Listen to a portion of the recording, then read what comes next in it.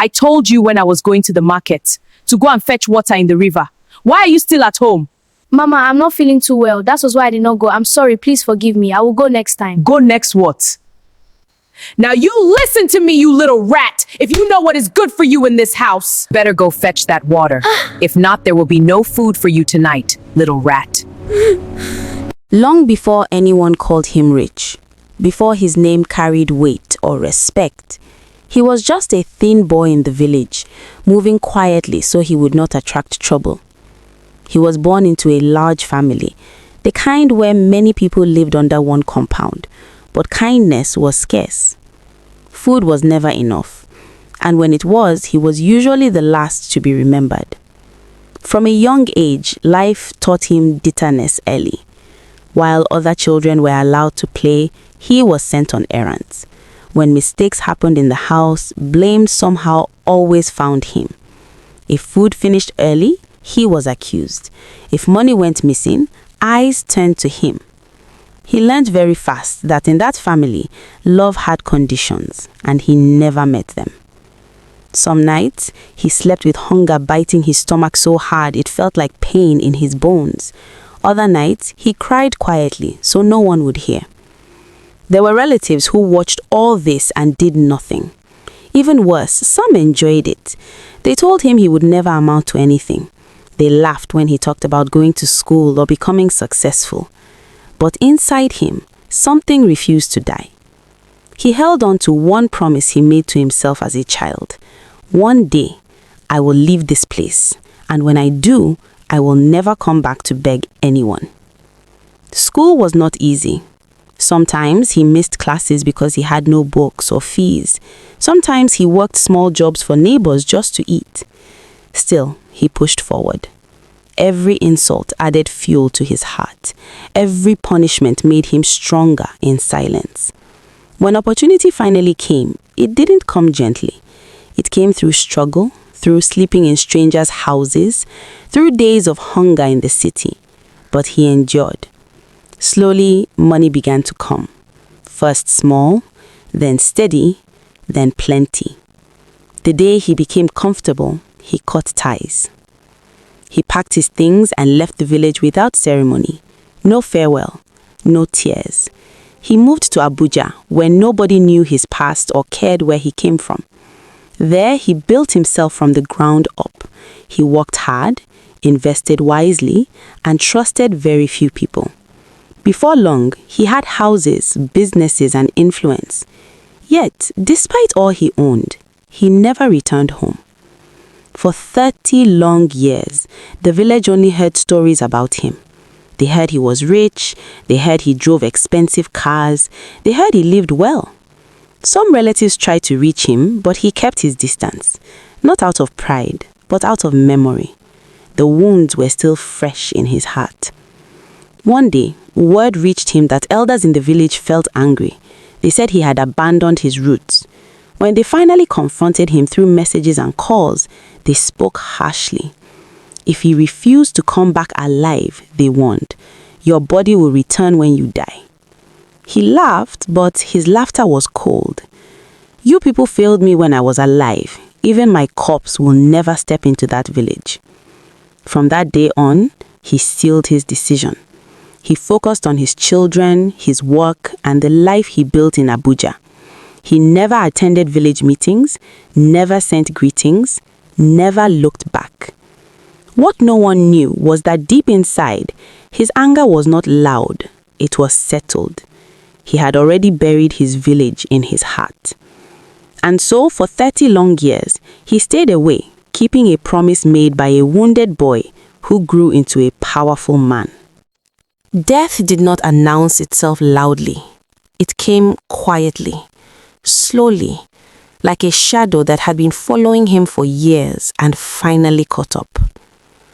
At first it was just tiredness, then pain, then long nights where sleep refused to come.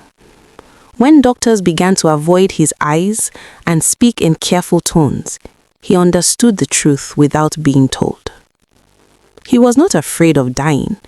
What troubled him was where his body would end up. One evening, he called his children into his room. They sat around his bed, watching the man who had always been strong now struggle to breathe. His voice was weak, but his words were clear. "When I die," he said, pausing to gather strength, "do not take me to the village. Bury me in this house. I built it with my suffering. This is my home." The children nodded, some with tears, some with fear. They promised him. He held on to that promise like a rope. Not long after, he died. News of his death spread fast. Abuja mourned him. Important people came. His house filled with visitors, condolences, and soft crying. But while tears were still falling, arguments had already started. Friends said a man of his status deserved a grand burial. Elders from the village sent messages insisting his body must return home. They said tradition demanded it. They said ancestors would be angry if he was buried in the city. The children were trapped in the middle. They remembered their father's words, but the pressure was heavy. Threats came quietly. Advice came loudly. After days of confusion and fear, they agreed to take his body to the village, hoping peace would follow. Peace did not follow. The journey back felt wrong from the start. Some of the men transporting the body complained of strange heaviness. Others said they felt cold even under the hot sun. Still, they pressed on. When they arrived in the village, preparations began immediately. According to custom, the corpse was taken from the mortuary and placed in a closed room for the night. Elders said it was necessary. They said the spirit needed time to settle and prepare for burial. That night was long. As darkness covered the village, fear entered the house. The children lay awake listening. Then they heard it. Slow footsteps moving back and forth. Not outside, inside the house, inside the room where the corpse was kept. They heard their father's voice, low, familiar, calling their names the way he used to when they were young. No one dared open the door. No one prayed loud enough. Some tried to run, but their legs felt weak. Others covered their ears. The house felt heavy, as if the walls were breathing. Morning came, but fear remained. When it was time for burial, men gathered around the grave. The coffin was lifted. As they moved closer to the pit, the weight changed. It became unbearable. Strong men shouted in pain. Some fell. Others screamed that something was pushing back. They tried again and again. The coffin refused the earth. The bears were called in haste. They arrived with charms, words, and rituals meant to calm the dead. They spoke, pleaded, commanded. Nothing worked. The air remained tense. The coffin remained stubborn. By the second day, exhaustion had taken over. People whispered. Some said the man was angry. Others said he warned them long ago. The village was silent with fear. The dead man was not resting. He was resisting. And everyone present understood one truth. They were fighting a battle they could not win. By the second night, the village no longer felt like a place of the living. Fear sat on every doorstep. Women whispered behind closed doors. Men avoided eye contact. No one laughed. No drums were beaten. Even the children sensed that something was wrong and stayed unusually quiet. The elders gathered again, this time without pride. Their voices were low. Some of them admitted what they had refused to say earlier, that the man had warned them, that he had spoken clearly while alive, that this struggle was not a coincidence. 2 days had passed, yet the body remained unburied. People were tired, scared, and confused. A few men claimed they saw shadows moving at night. Others said they felt a heavy presence following them around the village. One man swore he heard a voice near the grave, whispering, "This is not my place." That was when the decision was made. At dawn, they agreed to take the body back to Abuja. No celebration followed the decision. It felt like surrender. The same men who had struggled before lifted the coffin again, expecting the same resistance. But something had changed. The weight was no longer fighting them, though it was still heavier than normal.